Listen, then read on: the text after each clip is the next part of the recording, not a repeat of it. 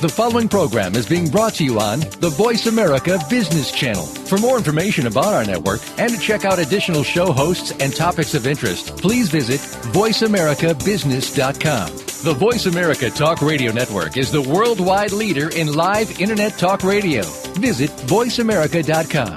The views and ideas expressed on the following program are strictly those of the hosts or guests and do not necessarily reflect the views and ideas held by the Voice America Talk Radio Network, its staff, and management.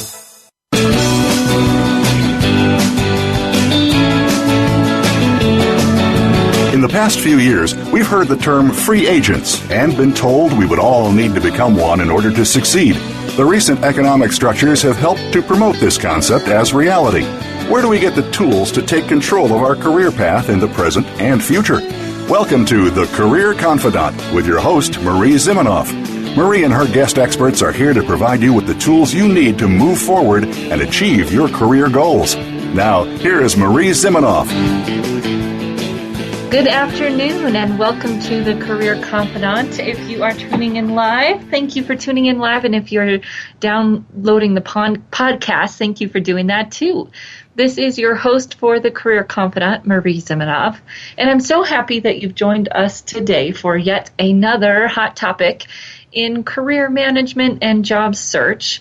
And if you've been listening for a while, you know this, but if you're new, you might not know that this show is all about giving you the skills and tools that you need to manage your own career in today's new economy, right, where companies are laying off and expecting you to take more control over your career.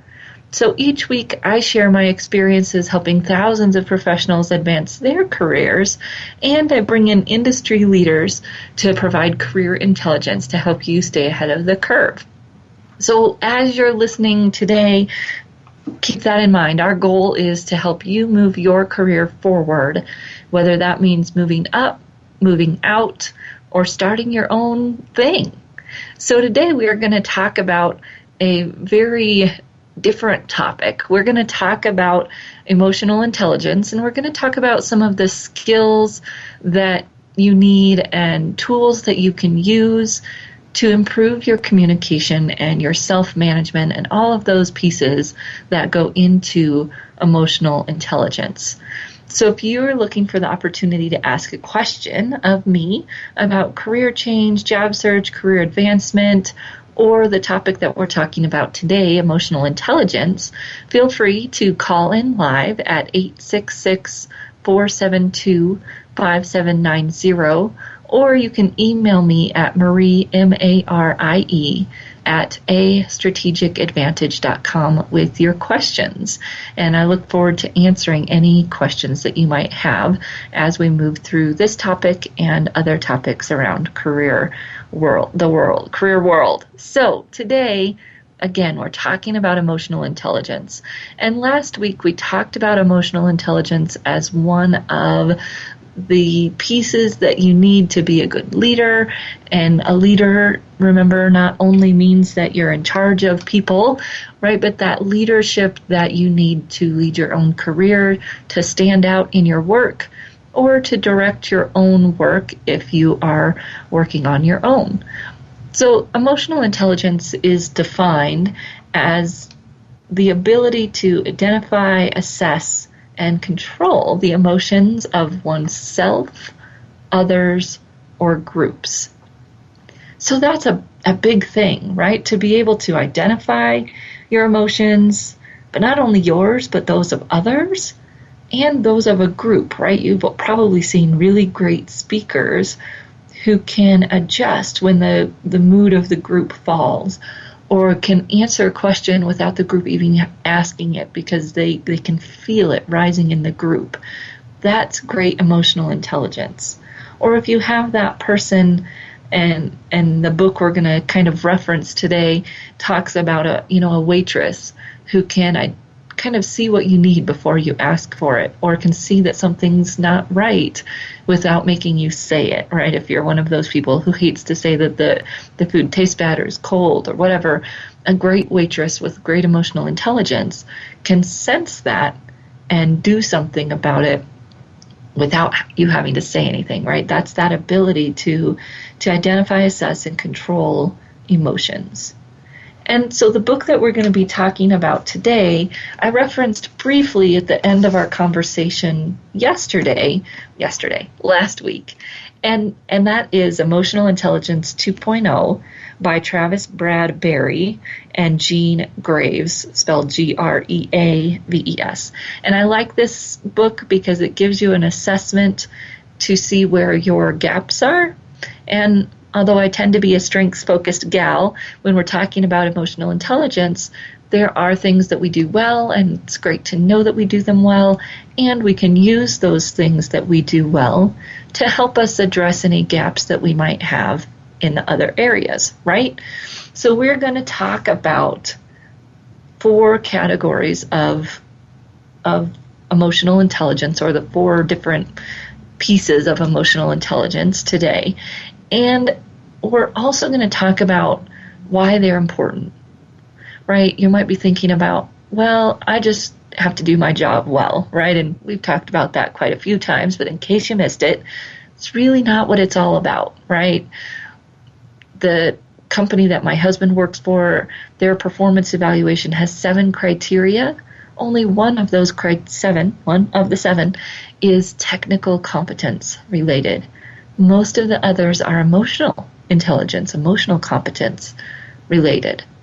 So when you're thinking about getting that advancement, right, getting that promotion, getting that raise, a lot of that is going to have to do with emotional intelligence, not necessarily your competence. And in today's world, I see that becoming more and more true. An engineering degree from Stanford is not going to be an automatic thing, even to get a job today, right? It's all about your ability to problem solve and interact with others, which is where emotional intelligence comes in. So if you don't consider yourself to be a natural at this, that's why we're talking about it, right? I think that there are some people who are more naturally emotionally intelligent, just like there are people who are more naturally intellectually intelligent, right? And Dan Goldman talks about all the different types of intelligences, which I love. And so if you are naturally gifted with intelligence in the stereotypical sense, and emotional intelligence doesn't come easy, well, guess what? That's an area that you can work on. And you may find friends, family, coworkers who you consider to be less intelligent, but maybe they have more emotional intelligence. And that can be frustrating when you see them getting the promotions and getting those things moving on, and you feel like, hey, I'm smarter than that person, or I can solve problems better. Well, let's work on your emotional intelligence so that people can value your intelligent intelligence just as much as those other people around you. And that's what we're going to give you some of the tools to do that today. As we talk through some of the things in this book, the Emotional Intelligence 2.0, we're also going to bring in some of my counseling skills and counseling tools that I've found to be extremely helpful with clients just thinking about how I interact with others. And so we're not going to go too deep here into the counseling world, but I am going to share a few of those tools with you that I have found to be very helpful with people that I talk to and when I teach some of these classes in the world of communication. So what are the 4 areas here? The 4 areas are self-awareness, right? That ability to know what's going on inside you. You understand what you're feeling, you know what your strengths are, you know what your buttons are, and you feel confident and worthy. You're not looking for other people to give that to you. I would say that in today's world that often can be trouble for us.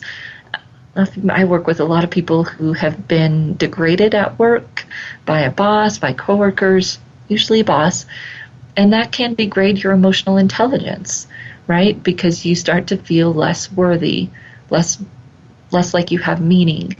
And when we feel that way, we tend to not react as well.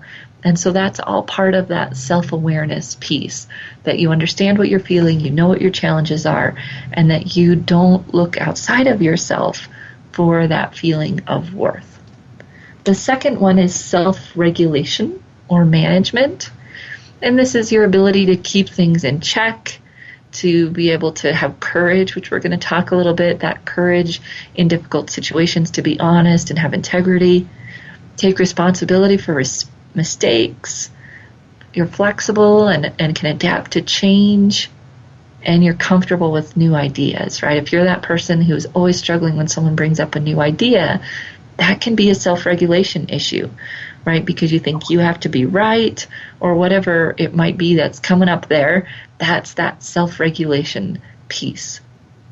So keep things in check. You can be true to yourself in difficult situations, take responsibility for those mistakes and performance, and flexible, open to new ideas.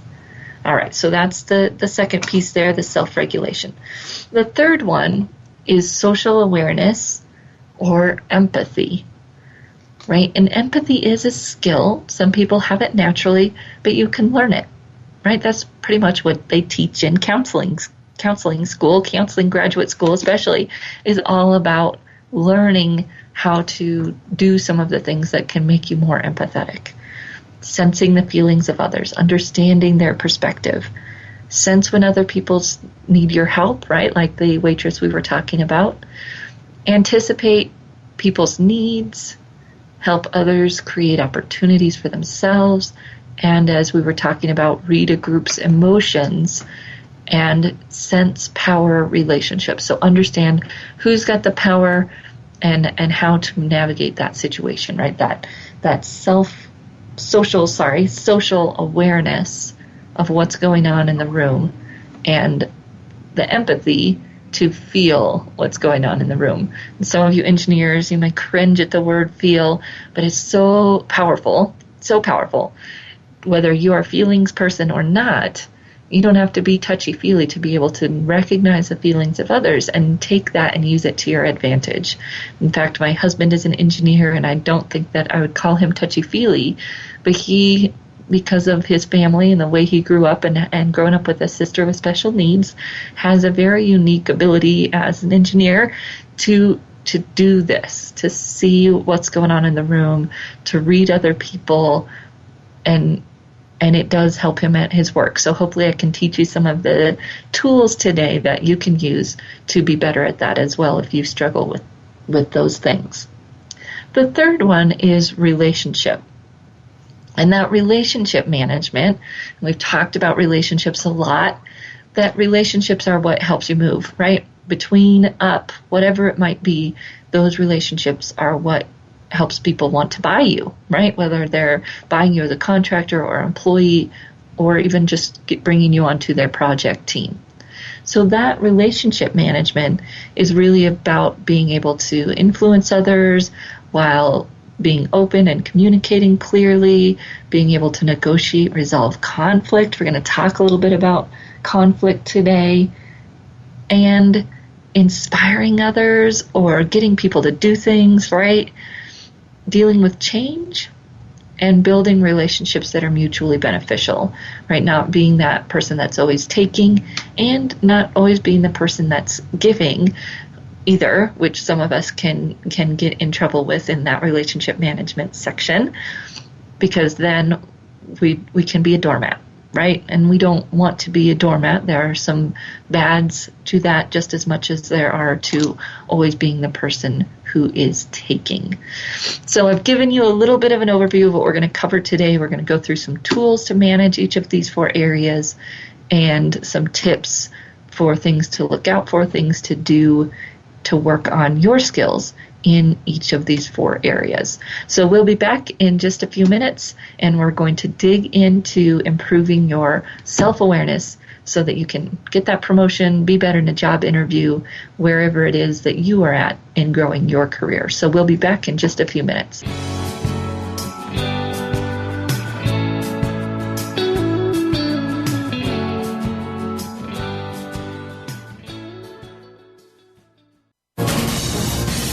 Voice America Business Network, the bottom line in business. You know that the career landscape has changed and that you need to be proactive about managing your career. you can have the foresight, skills, and confidence you need to take charge of your career and seize opportunities. A strategic advantage and career expert, Marie Zimenoff has helped thousands of leaders like you get focused, get found, and get hired. Visit getcareersmart.com to find out more. That's getcareersmart.com or call 800-521-2080 to schedule your complimentary consultation. We hear it and read about it every day in the news. America is heading over a fiscal cliff. Home prices are still receding and unemployment growing. How can you preserve and increase your wealth in this kind of economy? Tune in to Turning Hard Times into Good Times with host Jay Taylor. Jay will explain the decline of our monetary system and the economy and will give you winning investment ideas and the tools to protect and increase your wealth. Turning Hard Times into Good Times with Jay Taylor can be heard Tuesdays at 3 p.m. Eastern Time, 12 noon Pacific Time on the Voice America Business Channel. Today's business marketplace is becoming increasingly global thanks to technologies that didn't even exist a few short years ago. Your business might be a startup or you might be one of the Global 500. Either way, you're probably looking at customers and competitors in faraway regions. Listen for Global Reach with host Tay Revez as she brings together experts, ideas, and listeners to help you anywhere in the world. Global Reach is broadcast every Thursday at 2 p.m. Eastern Time, 11 a.m. Pacific Time on the Voice America Business Channel. The business community's first choice in Internet Talk Radio. Voice America Business Network.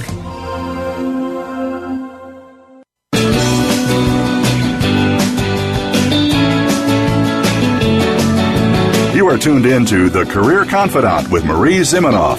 If you have a question or comment for Marie or her guest today, please call 1-866-472-5790. That's 1-866-472-5790. You may also send an email to marie@astrategicadvantage.com. Now, back to The Career Confidant. Welcome back to the Career Confidant, and today we are talking about emotional intelligence. And don't be scared, and don't turn off the channel because you don't think it matters to you, because we are talking about this in the light of its importance to you getting advanced in your career and in your job search, right? So whether you're unemployed and looking or you're trying to get that promotion, this might be some of the things that are holding you back, or some things that could give you that competitive edge if you feel like, my technical skills are about the same as everybody else's. Well, guess what? A lot of decisions are made on emotional intelligence anyway, so that might be a good place to start. If you find yourself not getting where you want to go, or especially not getting hired after interviews, there may be some things in your emotional intelligence tool bag that could use some sharpening.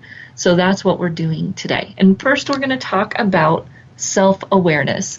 And self-awareness, pretty self-explanatory. It's really know yourself, right? And the book that these 4 areas come out of, and some of the stuff we're going to talk about today comes out of, is called Emotional Intelligence 2.0. Travis Bradbury and Jean Graves. I'm going to give you a few of the nuggets out of there. It's a great book. If you like what we're talking about today and you want more, go pick up the book. You can take the assessment, see where your strengths are, and how you might use those to account for any areas where you feel like you could grow. And really a great book for that. So you're walking into a job interview, and for some reason you start talking about things in this very boastful way. And you think to yourself, well, geez, that's not really me. I don't really have this, hubris, or I usually don't react that way. I'm kind of shy. And you think, wow, that was strange, right? Why did that come out? Well, it's a great thing to start recognizing about yourself and that self-awareness.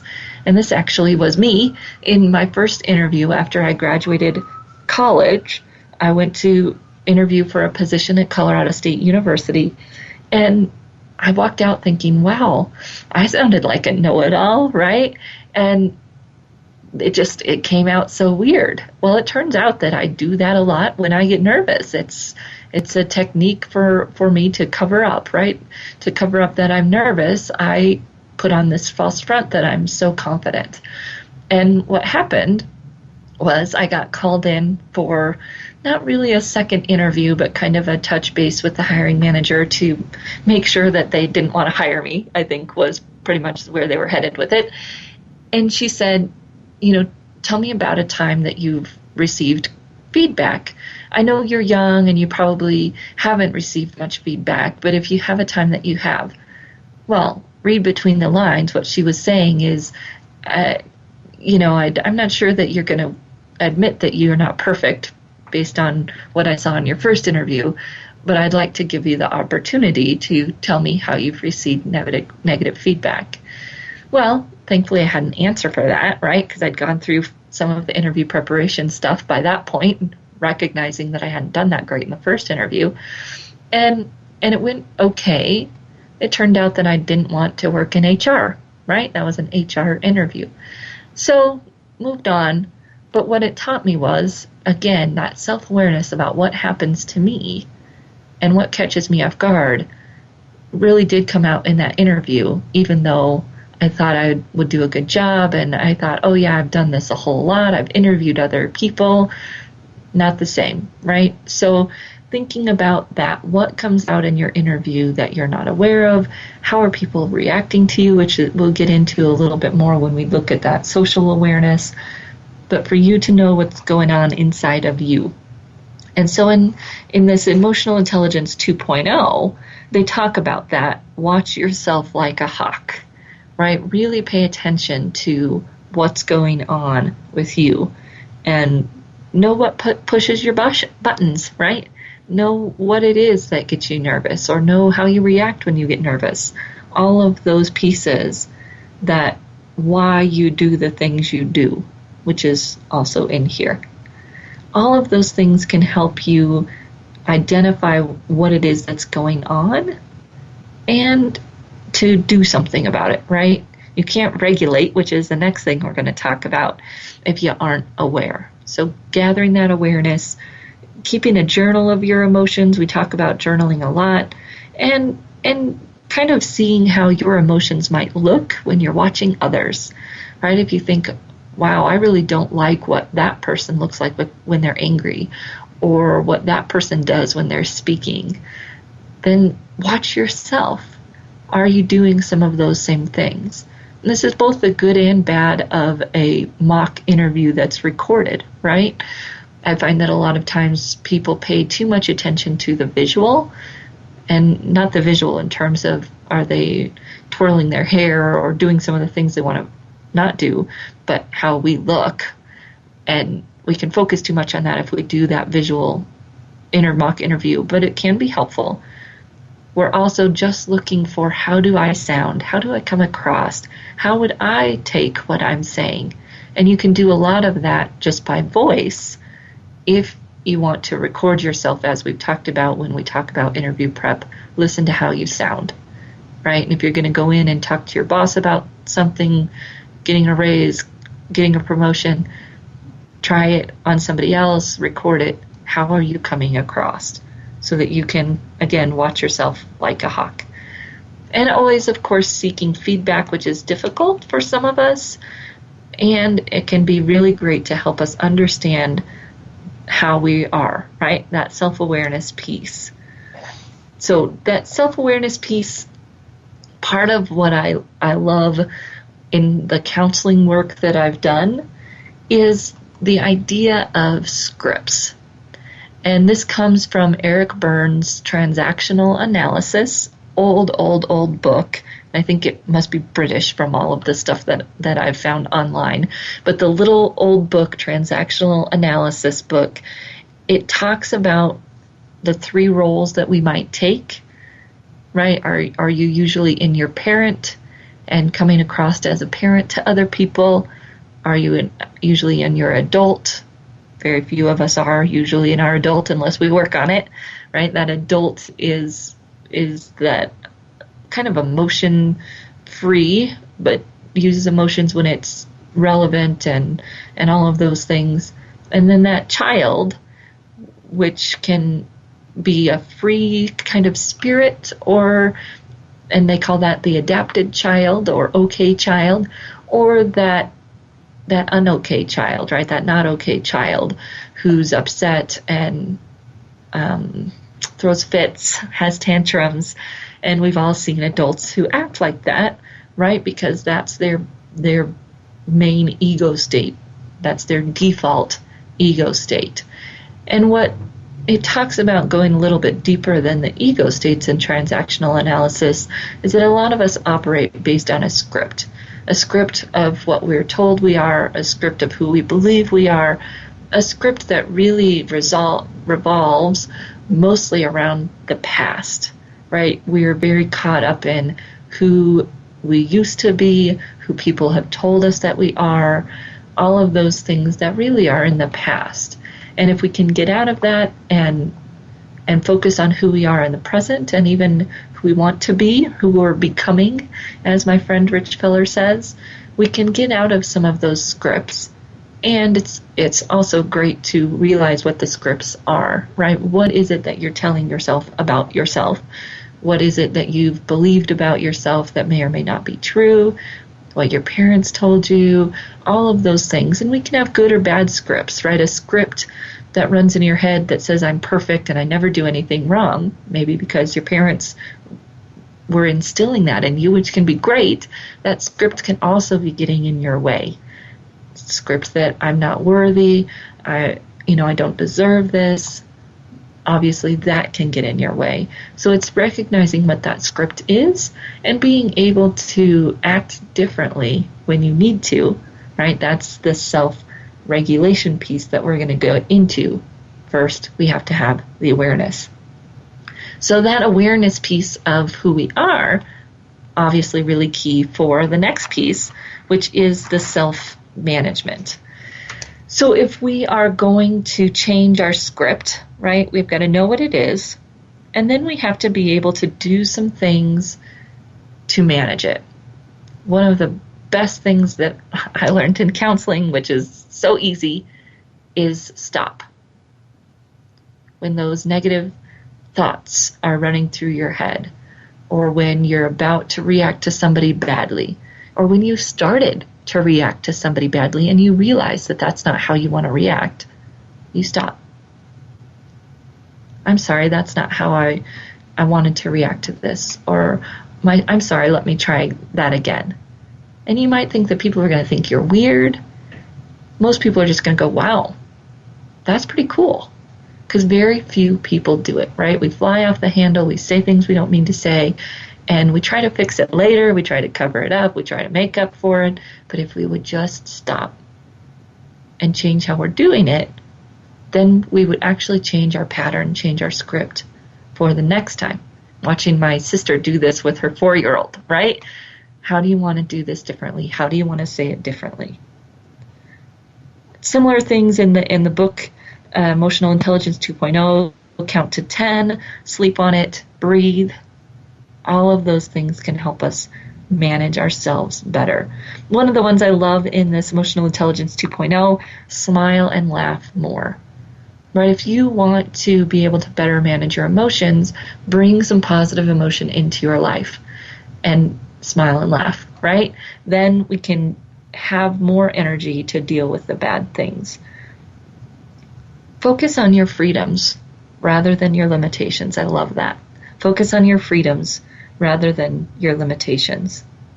And when you're in a sticky situation and you don't know how you should react, or if you reacted the best way or whatever it is, talk to somebody who's not emotionally invested in your conversation, in your reaction, in whatever it is that you're doing.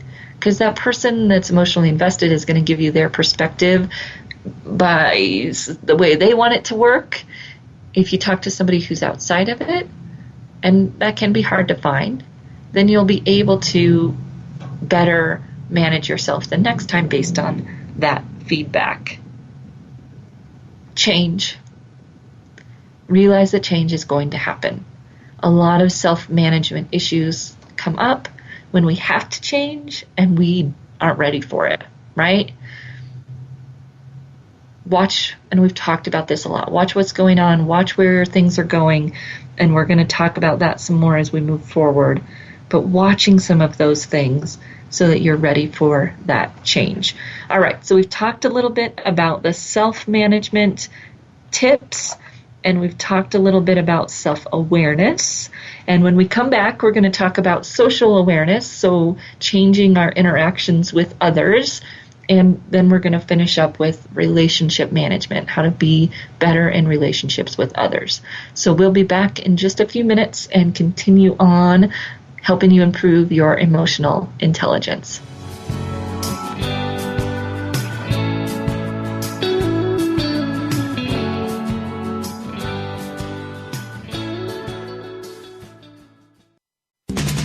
We're always talking business. Talk to an expert. Call now toll free 866-472-5790. That's 866-472-5790. Voice America Business Network.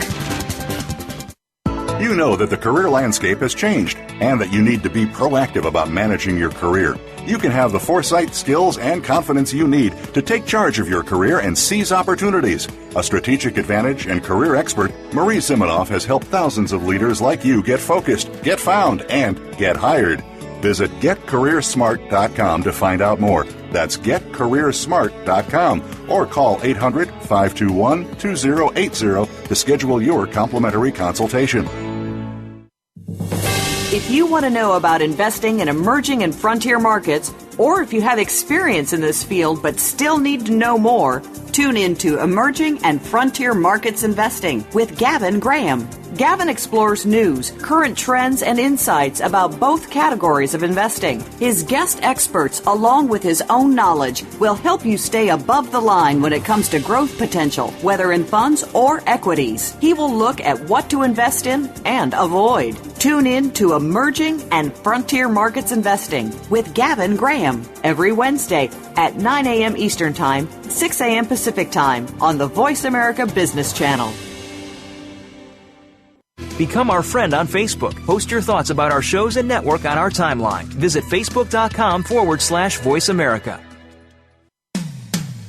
When it comes to business, you'll find the experts here. Voice America Business Network.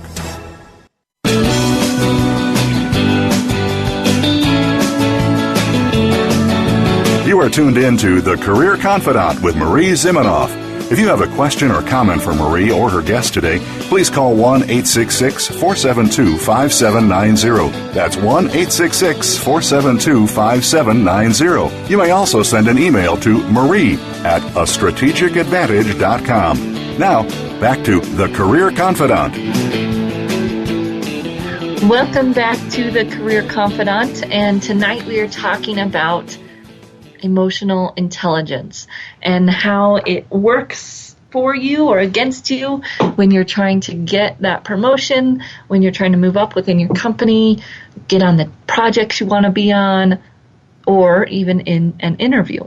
So we've talked about self-awareness, right? Being aware of how you act from default, right? What's your default reaction to things? And then we've talked a little bit about self-regulation. How do you adjust that default? And obviously you have to know before you can adjust it. And then some of the tools to do some of that adjustment are really kind of simple in terms of taking the time to change how we do things, and having the energy to do those things, right? Emotional management, self-management takes that energy. And for those of us who aren't used to it, aren't good at it, it doesn't come to you naturally, it takes even more energy, right? And so the book Emotional Intelligence 2.0 that we're talking about talks about some of those simple things. Get enough sleep. Give yourself downtime. And I'll talk to people who say, well, I'm right in the middle of introverted and extroverted. Well, that really doesn't exist if you look at all of the stuff behind those things. It's your ability to switch in between the two can make you look like you're in the middle. But those people who switch between the two best know what their default is and take care of themselves accordingly. So if your default is introversion, right, you get your energy from inside, you've got to take care of that. Don't say, well, I'm pretty extroverted. You might be, and you might be able to switch that way, and that's great. That's a skill that you've learned. And you still got to take care of yourself because your default is introversion. And you won't be able to switch between the two as easily if you're tired. You won't be able to take on that skill set, and you won't be able to do some of the things that we're talking about today as well when you're tired. And, my personal example of this and something I became aware of very quickly was that when I'm tired, I cannot self-monitor as well as I needed to, which I learned when I said the S word in front of a boss while I was working at Colorado State University. And it wasn't a big deal. He wasn't offended, but he'd never heard me say it before, and he probably shouldn't have heard me say it ever, right? And now I know that if I get myself overly tired, overwhelmed, that's how I react in stress, which is also in this book, Know Thyself in Stress, right? What do you do when you're overly stressed so that you can watch out for those things, be careful of them, and hopefully not make that same mistake twice, which was quite embarrassing for me. So we've talked about that self-management, talked about self-awareness. Now we're going to move into talking about social awareness. And social awareness is that empathy. It's the ability to see what's going on in people and to react, right? To change how we react because we can see what's going on with other people. It's a skill. You can learn it, and it will help you, I promise. Simple thing.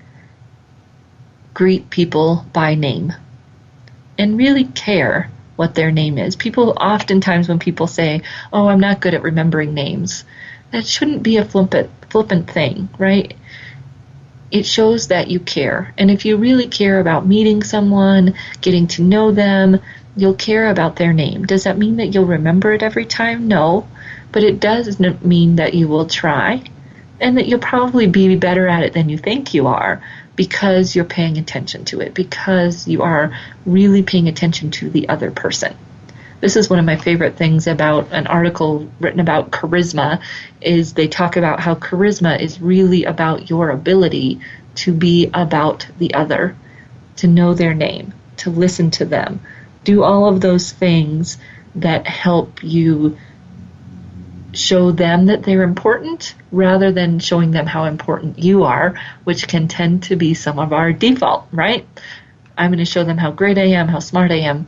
Well, guess what? That's really not what wins people over, right? And if you read Dale Carnegie's How to Win Friends and Influence People, it's all about the other and being able to get other people talking, get other people to do what they want to do, really, and they'll like you for it, which is kind of hard for some of us to wrap our minds around. One of the things that I really loved in this Emotional Intelligence 2.0 book was don't take notes at meetings. Kind of counterintuitive. Don't take notes at meetings. When I read it, I get it, right? That instead of paying attention to the content, which is very little of communication, right? Pay attention to what's really going on in the room. How are people interacting with each other? How are people reacting to what's going on? What are the emotions that are going on in the room and the interactions going on in the room, instead of being so worried about the content? And obviously, if you need to take notes, you need to write some things down, do that, and then switch back over to paying attention to what's going on in the meeting. Loved that. Thinking about listening and really understanding people, trying to get the whole picture. One of the favorite books in my counseling career, school-wise, was called From Debate to Dialogue. And dialogue, the real meaning of dialogue, is really all about understanding the other's perspective. Doesn't mean that you have to validate it necessarily or agree with it for sure, but that you truly seek to understand what's going on with the other person, where they're coming from, why they feel that way. All of those things and asking all those questions can actually help you get to answers and get to solutions so much better collaboratively, rather than feeling like, oh, I'm going to tell you how it is, right? All of those approaches step on people, whereas if we understand where they're coming from, we might be able to find that middle place, to find that solution that really doesn't require us to give up everything or accept everything that they're saying, but to have a good solution that may be even more creative and better than what we had thought of before. Mind-blowing, right? So thinking about, am I really listening? Am I trying to get into their shoes? If I'm looking at the whole picture, all of those pieces. And you can practice doing that, right? Practice doing it with your spouse. It might be the hardest place to do it. Practice doing it with your kids, depending on their age, right? It's not going to do much good to try to figure out what a 2-year-old is, where a 2-year-old's coming from, although sometimes it can. But if your kids are especially teenagers, right, great practice for this. Where are they coming from? What's going on? Instead of jumping to conclusions, as we tend to do, especially when we've got teenagers, I have observed. Other thing, observe, right? Observe other people. How are they interacting? How are they changing their reactions based on other people? And it really can help you see what you want to do. Now, if you're going into an interview, this may not be something that you've thought about before, but it's something that helps immensely, is to match other people's communication styles. It takes that social awareness, right? Because you are watching what's going on, you're watching at how other people are approaching things, and then you're adjusting. So if you tend to be highly introverted, you're quiet, and you walk into a room where everybody is more social or louder, increase your volume, right? Put on that smile. All of those things that can help you match their style, going to make it a much more productive interview. You might say, well, but they're not getting the real me. Well, that's true, and you might decide that that environment's not a good fit for you, but it may be that that's just part of the team, or that you'd like to work with that team even though that's not your default. All of those things can come into play, but they're going to think that you're quiet and not sure that you're interested if you don't match their style. Same thing if you tend to be loud and outgoing and you're coming into the interview all bubbly, and the person across from you tends to be more, they're quiet, they are reserved. Quiet yourself down. Again, even matching their pace, their speed can really help you connect with that person on a bigger level, not just on what you might see as the surface, but you're changing some of those surface things so that your communication can connect with the person easier. It can really help you in an interview to do these simple little things that can make you more likable. And really that's what people are doing when they're interviewing you, is seeing if they like you, right? And so we can pay attention, watch their body language, and adjust, right? That's that self-management, social awareness piece of matching that communication style.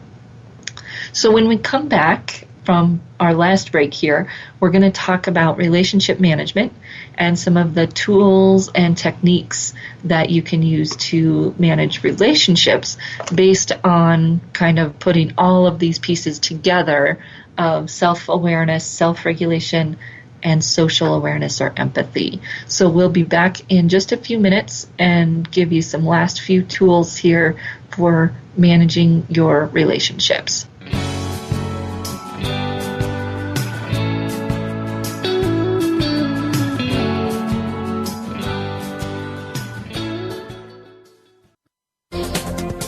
The business community's first choice in Internet Talk Radio, Voice America Business Network. You know that the career landscape has changed and that you need to be proactive about managing your career. You can have the foresight, skills, and confidence you need to take charge of your career and seize opportunities. A strategic advantage and career expert, Marie Zimenoff has helped thousands of leaders like you get focused, get found, and get hired. Visit getcareersmart.com to find out more. That's getcareersmart.com or call 800-521-2080 to schedule your complimentary consultation. What do business and sports have in common? Both are based on competition, and the goal of each is the same: to win. If you're in business, you need an edge over your competitors. You need to innovate and improve. You need to make adjustments to stay ahead of your competition. Tune in to The Business Locker Room with Kelly Riggs. Get the playbook and the coaching you need to improve your business performance. The Business Locker Room airs live every Monday at 4 p.m. Eastern, 1 p.m. Pacific on the Voice America Business Channel. Now you don't have to stay linked to your desktop or laptop. Take Voice America on the go and listen anywhere. Get our mobile app for iPhone, BlackBerry, or Android at the Apple iTunes App Store, BlackBerry App World, or Android Market. Voice America Business Network, the bottom line in business.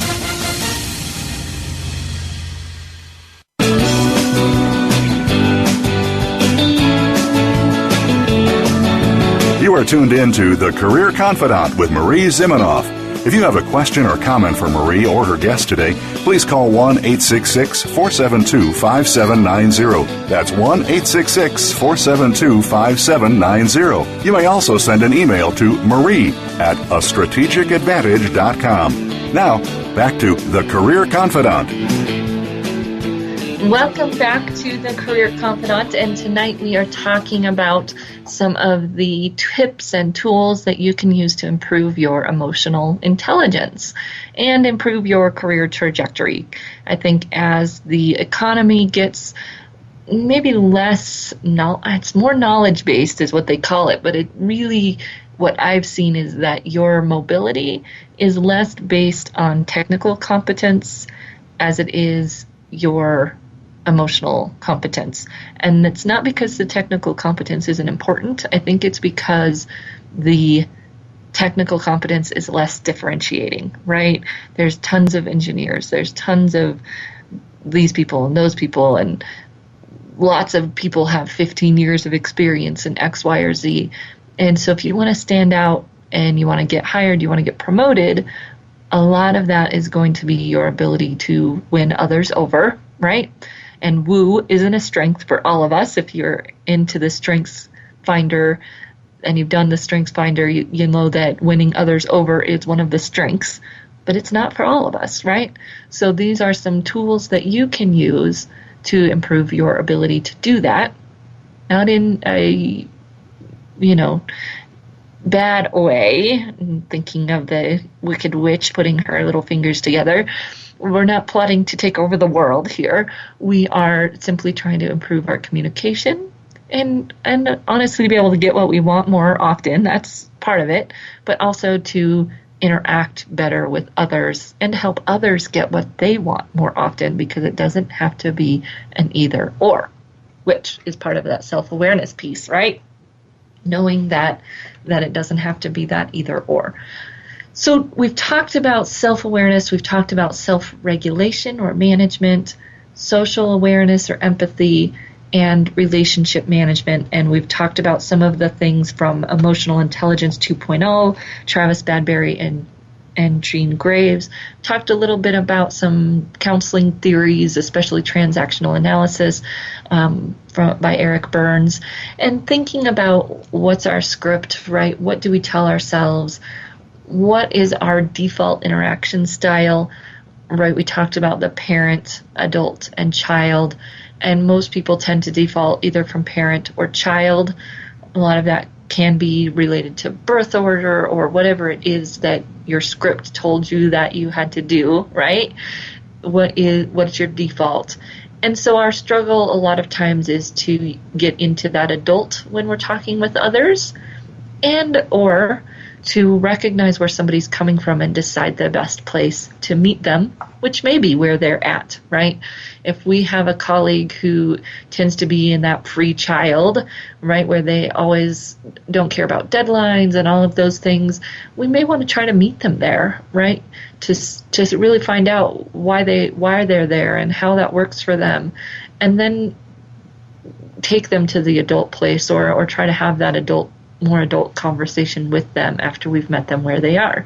Sometimes when we jump to being the adult, what we're really doing is being the parent, right?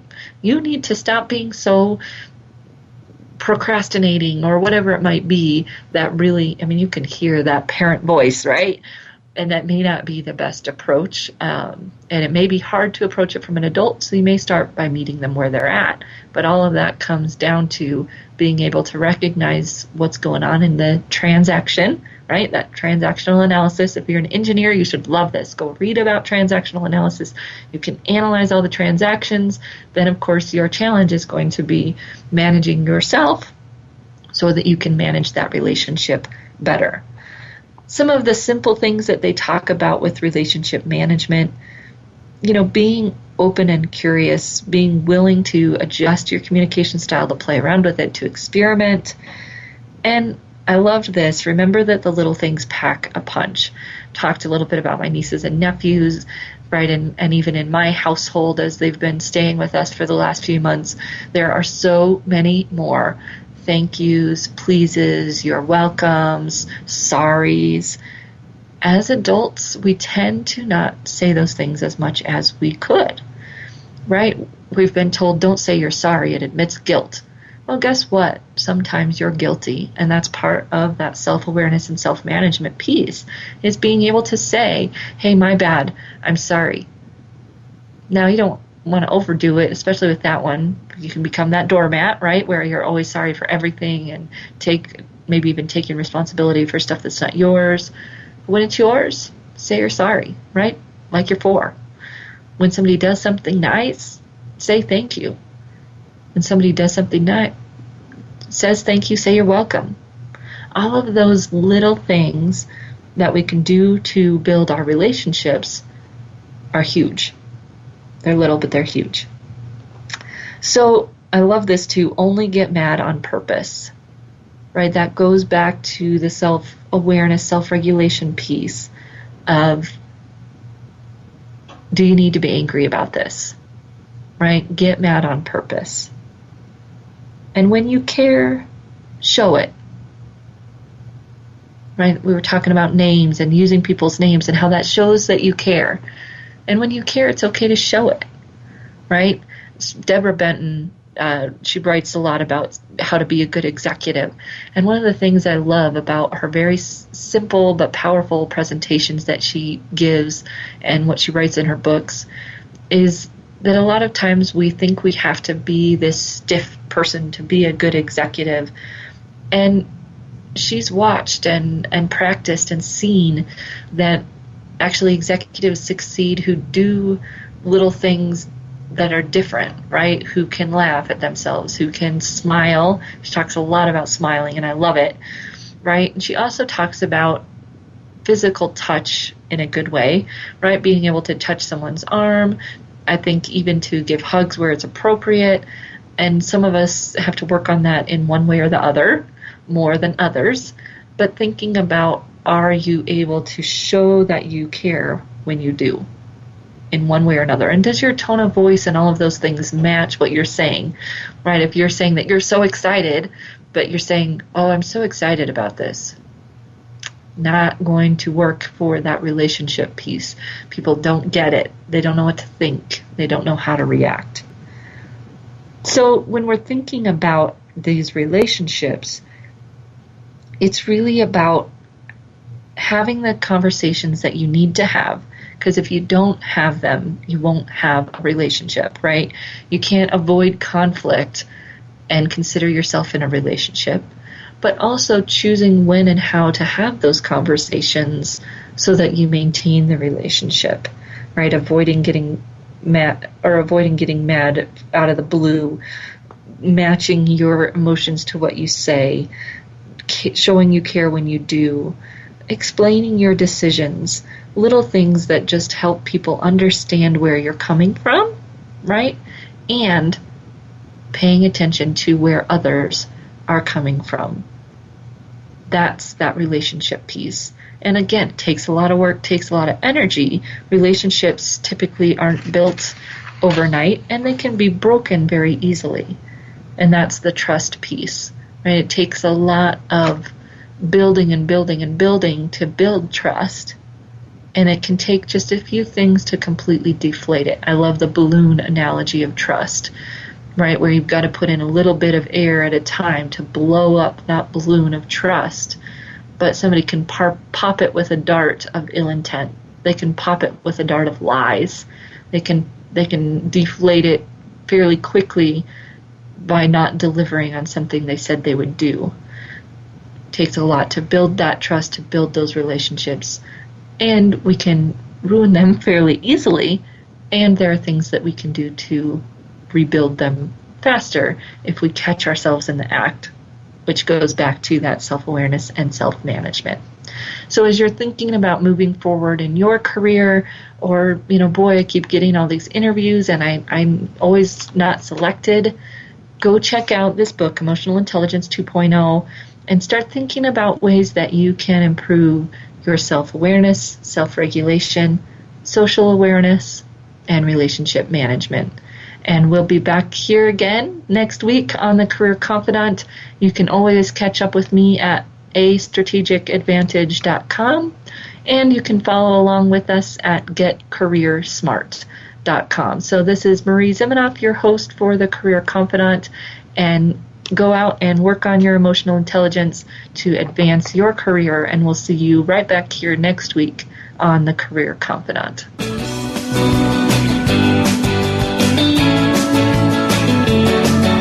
Thank you for listening to The Career Confidant. Marie Zimenoff will return again with another terrific guest next Monday at 6 p.m. Eastern Time, 3 p.m. Pacific on the Voice America Business Channel.